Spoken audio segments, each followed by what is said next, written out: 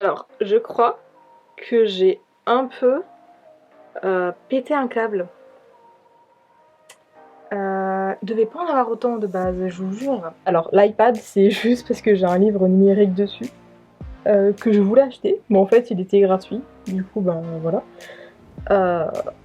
Et je les ai volontairement mis dans ce sens-là pour que vous ayez un petit peu la surprise quand je vais vous les présenter tout au long de la vidéo. Bref, peut-être que vous en devinez certains, mais je ne suis point sûre. Salut les gens, j'espère que vous allez bien. On se retrouve aujourd'hui pour un book haul. J'ai 1, 2, 3, 4, 5, 6, 7, 8, il me semble, livres à vous présenter. Et on commence dès maintenant. Le premier livre que je vais vous présenter ici, pour cette update, pour ce book haul du mois de mai, il s'agit de Il était une fois Cinder de Marissa Meyer aux éditions Pocket Jeunesse. J'ai pris connaissance de ce livre en fait tout récemment. Je ne savais pas qu'il existait. Du coup, je me suis renseignée et du coup, j'étais en mode ok, je le veux. Et donc, vous allez me dire, mais de quoi s'agit-il?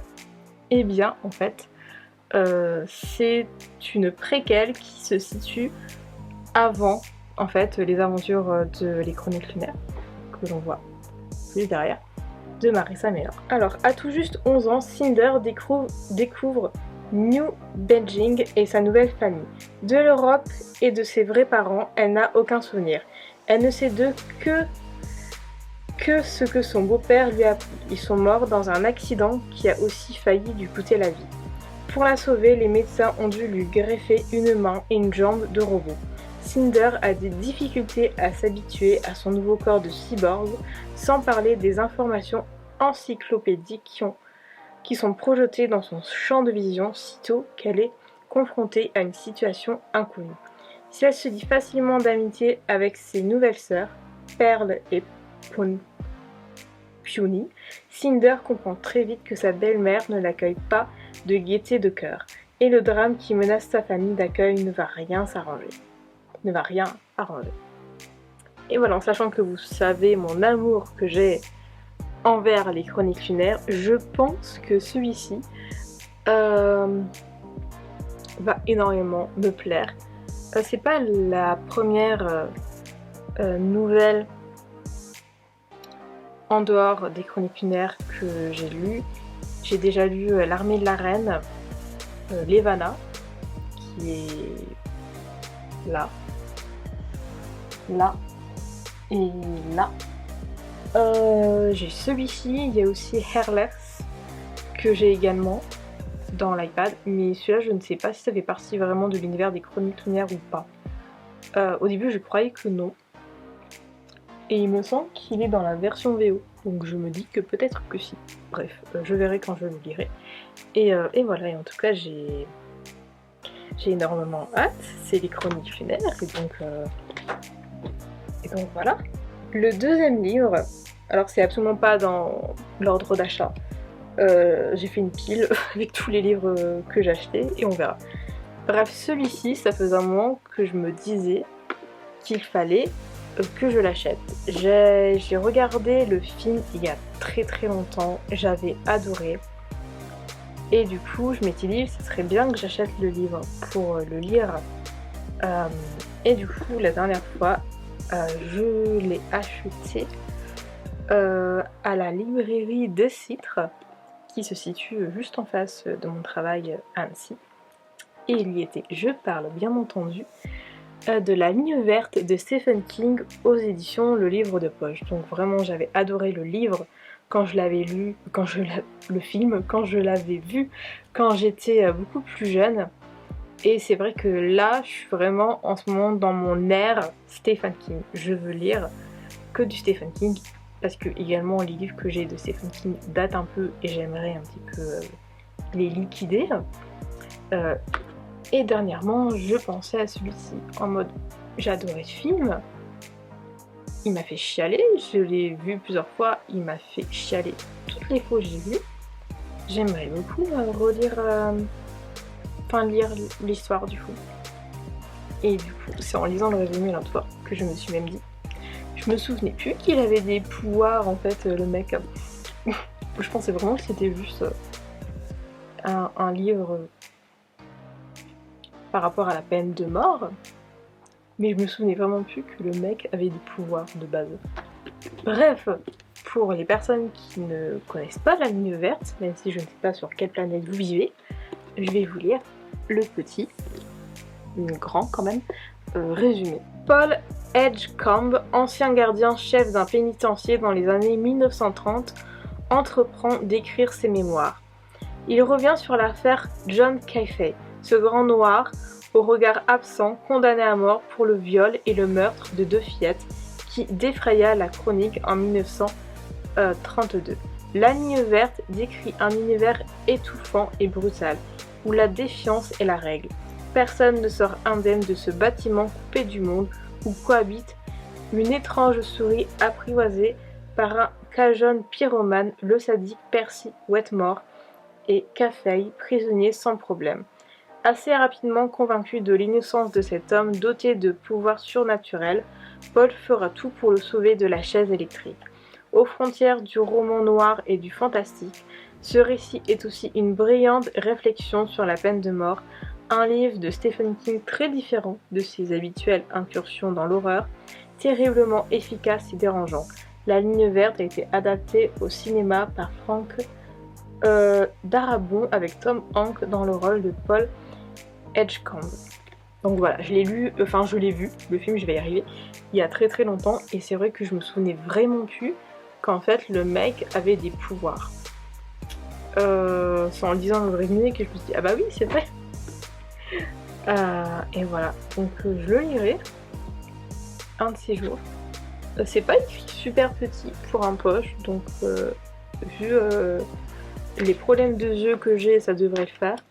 Et la couverture est également pas non plus super moche pour un poche. Donc voilà. Ensuite, nous avons une réécriture de Mythe. Ça fait un moment que je le voyais sur Instagram, il est sorti début mai. Et du coup ça me plaisait un peu dans le sens où en fait l'autrice l'a vendu comme vraiment une protagoniste qui devient une antagoniste avec femelle rage, etc. Tout ce que j'aime. Le voici. Il s'agit donc de Médée de Clémence Marais en auto-édition. Et du coup je vais simplement vous lire le petit résumé qu'elle nous a écrit derrière. Descendante de Titan, bénie d'Hécate, la magie qui parcourt mes veines n'a d'égal que ma ruse. J'ai aimé une fois, désiré follement, telle une mortelle, une éperdue, celui que l'on appelait Jason. Pauvre de moi, pauvre de nous, cruelle toison d'or, tachée de sang, mon nom est Médée, la sorcière. Et du coup, tout ce qui est réécriture, en général, j'aime beaucoup, mais je n'en achète pas énormément parce que j'ai toujours une appréhension. Celui-ci, je sais pas, j'ai vraiment tendance à le sentir. On verra ce que j'en pense. Donc c'est en auto-édition. Il est à 13€. Vous pouvez l'avoir sur le site de l'autrice. Sinon vous la contactez sur Instagram et tout, mais je pense qu'il est disponible toujours sur son site. Et voilà, et la couverture est super jolie. J'aime beaucoup. Ce qui a tendance à me titiller, c'est peut-être un petit peu la mise en page. Genre là, vraiment, pour moi, devrait avoir un petit écart comme pour les dialogues. Il n'y a pas. C'est juste ce qui me titille. Mais étant donné que c'est une auto-édition et que c'est pas non plus en maison d'édition, et puis même c'est pas quelque chose vraiment hyper dérangeant, ça a juste tendance à me titiller. Il va falloir juste que je m'y habitue quand je le lirai. Mais sinon, il est super mince, je le pensais vraiment plus épais. Mais la couverture est très jolie. Et je suis assez curieuse de lire tout ça. Ensuite, on en a entendu énormément depuis que sa sortie a été annoncée. J'ai toujours l'un des livres de l'autrice dans ma pile à lire que je n'ai toujours pas lu. Mais vu le succès de cette autrice, je ne pouvais que prendre également celui-ci. Bref, j'ai acheté Yellowface de Rebecca F. Kuang aux éditions Ellipsis. Je pense que c'est pareil que de Saxus. Ça doit être plus ou moins la même maison d'édition. Voilà, donc je disais que j'ai toujours Babel dans ma pile à lire. Je ne sais pas quand je le lirai. Non, j'aimerais bien le lire cet été en vrai. Et voilà. Bon, je l'ai pris vraiment en broché parce que en vrai, les contemporains, je suis pas forcément fan de les prendre en relié. Et de base, je voulais pas vraiment le prendre en relié en fait. Mais voilà. Bref, de quoi parle ce livre? C'est une histoire magistrale racontée par la mauvaise personne. June Hoyward et Athena Liu, on va dire Liu, ont étudié ensemble à Yale, ont déménagé à Washington après avoir obtenu leur diplôme et sont toutes les deux écrivaines, mais les similitudes s'arrêtent là. Athena est une étoile montante de la littérature et June n'est personne. Après tout, qui s'intéresse de nos jours aux histoires d'une fille blanche aussi banale qu'elle? Lorsqu'elle assiste à la mort d'Athéna dans un accident invraisemblable, June agit donc sans réfléchir et vole le manuscrit que son ami rival vient de terminer. Un roman sur les contributions inconnues du corps des travailleurs chinois pendant la Première Guerre mondiale. Et si June corrigeait le récit et l'envoyait à son agent, comme s'il s'agissait de son propre travail? Et si elle adoptait le nom de Juniper Song et jouait sur l'ambiguïté de son origine ethnique? Quelle qu'en soit l'autrice, ce morceau d'histoire ne mérite-t-il pas d'être raconté? Mais June ne peut échapper à l'ombre d'Athéna et des révélations menaçant de faire s'écrouler son succès volé. Jusqu'où sera-t-elle prête à aller pour protéger son secret? Vraiment, en plus de ça, j'en entends que du bien par des gens, notamment qui l'ont lu. Donc vraiment, j'ai hâte de lire, même si ça ne sera pas maintenant, parce que j'aimerais bien lire Babel avant de lire celui-ci, même si les deux n'ont absolument rien à voir. Mais voilà, j'ai un peu feuilleté. Et en plus du fait qu'on parle d'auteur, d'autrice, de monde de l'édition qui est clairement ma came, j'adore les petites mises en page qui sont faites avec des petites machines à écrire et tout. Et voilà. J'ai hâte de le lire. Ensuite, j'ai pris celui-ci aux éditions Plume Blanche. J'avais feuilleté leur catalogue il y a un petit moment et je m'étais dit que celui-ci me tentait grave. Donc j'avais un petit peu attendu avant de le commander et je l'ai commandé en demandant par l'occasion une petite dédicace de l'autrice qu'elle m'a faite et qui est vachement sympathique. J'ai même un petit tampon. Donc voilà, je sais pas si vous lisez, c'est marqué: au moment où le monde est sur le point de basculer, avec l'éveil de ton don, ta vie va prendre une tournure inattendue, viens, la reine t'attend. Et du coup, il s'agit de L'Ascension des Dragons de Marion Aubry aux éditions Plume Blanche. Le livre est super beau. Tout ce qui est dragon, c'est ma came depuis Game of Thrones, clairement. Et voilà, j'avais même une petite brochure. Je les ai gardées pour vous les montrer. Parce que j'ai trouvé ça super sympa. Tac.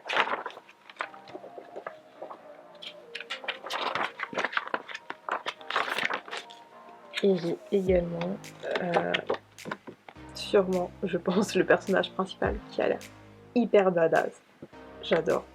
Je vais garder tout ça. Et du coup, de quoi parle le livre? Sentant leur fin approcher, les dragons, autrefois maîtres du ciel, léguèrent une partie de leur pouvoir à des hommes jugés sages et méritants. De génération en génération, ce sang fut transmis à leurs descendants partout à travers le monde. Depuis, les héritiers répartis en clans vivent en marge de la société, mais aujourd'hui, certains d'entre eux refusent de se cacher plus longtemps, quelles qu'en soient les conséquences pour les humains. Emma n'est pas n'importe quelle héritière, elle est la reine des dragons et c'est entre ses mains que repose leur avenir à tous. Or, quelle part d'humanité lui reste-t-il? et j'ai un peu feuilleté et j'adore quand il y a des petits détails comme ça. Je trouve que c'est super beau. Puis est-ce qu'on parle du fait que l'autrice, pour sa dédicace, elle m'a fait un petit dessin de dragon. Elle m'a fait un petit dessin de dragon avec en plus ça, qui est également un dragon. Ça fait trop penser à Game of Thrones, c'est abusé. Le livre en lui-même est super beau, donc j'ai vraiment hâte de le lire. Il est sorti l'an dernier et voilà, je vous en parlerai du coup prochainement, je le pense. Ensuite, j'ai également acheté celui-ci que j'ai entendu assez parler. Il s'agit de Tant que fleuriront les citronniers de Zulfa Katfou aux éditions Nathan. J'en ai entendu parler globalement assez en bien, mais j'ai quand même vu des avis négatifs, notamment d'une personne que je suis sur Instagram, qui a failli me ralentir, qui a failli faire que je ne l'achèterai pas. Tout compte fait, je l'ai quand même acheté parce qu'en fait, par rapport à son avis négatif, les choses qui l'ont dérangé, je ne pense pas que moi ça va me déranger. On verra au cours de la lecture, peut-être que je me trompe totalement, mais je préfère quand même lui laisser sa chance. Je vais vous lire la 4e de couverture. Tant que les citronniers fleuriront, l'espoir vivra. Quand la révolution a commencé en Syrie, Salama était étudiante en pharmacie à Homs. Elle avait encore une famille, un foyer, un avenir. En quelques mois, Salama a tout perdu. Sa vie est désormais partagée entre son bénévolat à l'hôpital et Layla, sa belle-sœur enceinte, la seule famille qui lui reste. Le cœur de Salama est déchiré. Comment à la fois aider son pays en quête de liberté et mettre Layla à l'abri loin de la violence de la guerre. Puis le monde de Salama est bouleversé quand elle rencontre Kenan. Téléphone au poing, lui se bat avec les images pour montrer au monde ce que le peuple syrien subit. Salama trouvera-t-elle assez de courage pour affronter ses démons et se battre elle aussi par amour? J'ai hâte et en même temps j'ai l'impression que cette histoire va me briser le cœur. Je suis en fait ce qui se passe en Syrie, comme beaucoup, je l'espère, depuis un certain temps, notamment du coup avec ce que Bachar al-Assad fait à ce pays, qui m'horrifie, qui m'attriste beaucoup. Du coup en fait quand j'ai entendu parler de ce livre, et notamment que ça concernait quand même la Syrie, j'étais en mode ok j'achète. Je sais que c'est une fiction, mais que c'est quand même énormément inspiré de la réalité, donc j'ai hâte de le lire et en même temps je sais qu'il va vraiment me briser le cœur. J'espère juste que l'histoire d'amour ne va pas prendre trop de place et que le livre en lui-même va vraiment énormément parler de la Syrie, de ce qui se passe là-bas, de ce qui s'est passé, de ce qui se passe encore et ce qui se passera encore probablement malheureusement longtemps. Voilà. Donc à voir. Ensuite, j'ai acheté un manga pratiquement sur un coup de tête en allant du coup au Kemanga, qui est une petite librairie sur Annecy. Ils en ont 3, ils ont K-Romance, Kemanga et K-BD. K-BD, j'y vais jamais parce que je lis très peu de BD. Et du coup, j'ai acheté le premier tome de Spy Family. Donc c'est de Tatsuya Endo aux éditions Kurokawa. Et en fait c'est un manga que je vois souvent traîner sur les réseaux sociaux. Et en fait j'étais en mode vas-y c'est quoi, c'est un film, c'est un dessin animé, qu'est-ce qui se passe? Je voyais des gens en parler sans savoir précisément ce que c'était. Et j'ai un collègue qui m'en a parlé il y a pas longtemps par rapport à ce que je lis. Il m'a dit franchement je crois que Spy Family tu vas aimer. Du coup j'y vais. Je regarde un peu le résumé. Je suis en mode tout ce qui est espion et tout ça. En vrai c'est un peu ma came, même si je n'en lis que trop peu. Mais en vrai c'est comme un genre que j'aime bien. Du coup, à voir. Donc j'ai acheté le premier tome. Je le lirai quand je le lirai. Franchement c'est pas une lecture prioritaire. Mais franchement, à voir. Et du coup, le petit résumé. Twilight, le plus grand espion du monde, doit pour sa nouvelle mission créer une famille de toutes pièces afin de pouvoir s'introduire dans la plus prestigieuse école de l'aristocratie. Totalement dépourvu d'expérience familiale, il va adopter une toute petite fille en ignorant qu'elle est télépathe et s'associer à une jeune femme timide sans se douter qu'elle est une redoutable tueuse à gages. Ce trio atypique va devoir composer pour passer inaperçu tout en découvrant les vraies valeurs d'une famille unie et aimante. En vrai, ça a l'air assez drôle. Donc voilà. Là, c'est mon dernier livre. Après, j'ai fini, je vous jure.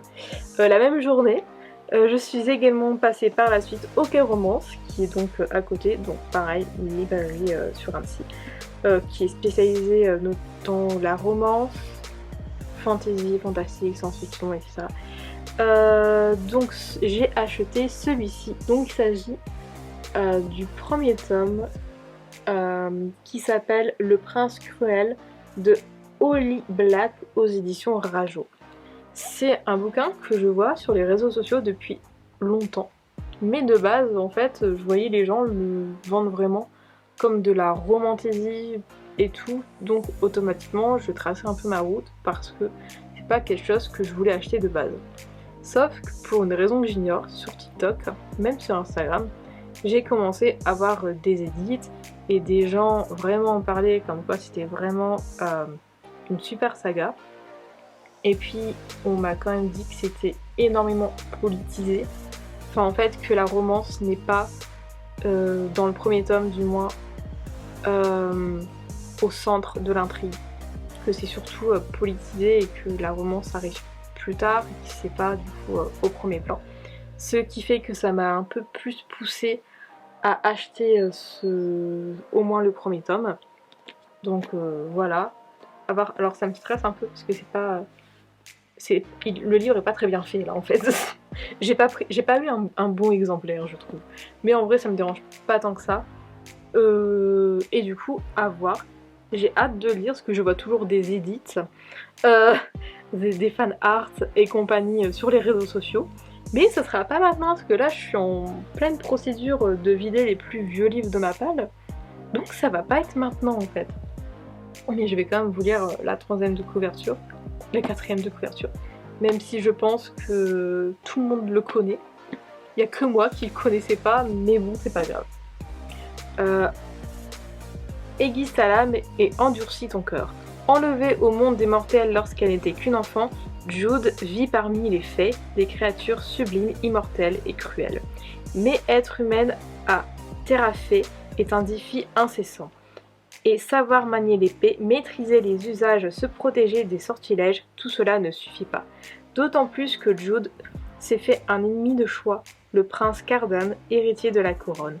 Pour gagner sa place à la cour, appartenir vraiment à cette terre de magie, Jude doit le défier, quelles qu'en soient les conséquences. Déjà ça sent un bon gros enemy to lover. De base c'est quelque chose que j'aime bien, le enemy to lover, mais dans le peu de livres que je l'ai lu, c'était mal fait, c'était mal fait. Le seul pour l'instant d'enemy to lover que j'ai aimé, c'est dans la trilogie Renegade, en français Le Gang des Prodiges de Marissa Meyer, que j'ai lu il y a pas longtemps. Là c'était un bon enemy to lover, surtout qu'il y a le truc des super-héros, double identité, etc. et tout. Ni l'un ni l'autre ne savait qui était l'autre. Enfin c'était vraiment un truc cool. Donc j'espère que là-dedans, le enemy to lovers sera de qualité. C'est tout ce que j'espère. Voilà, et je pense que dans tous les livres que là j'ai acheté, celui-ci ainsi que celui-ci, c'est vraiment les deux seuls où j'ai vraiment, les deux où j'ai vraiment hâte de le lire. Bon, il y a aussi celui-ci mais pour des raisons différentes.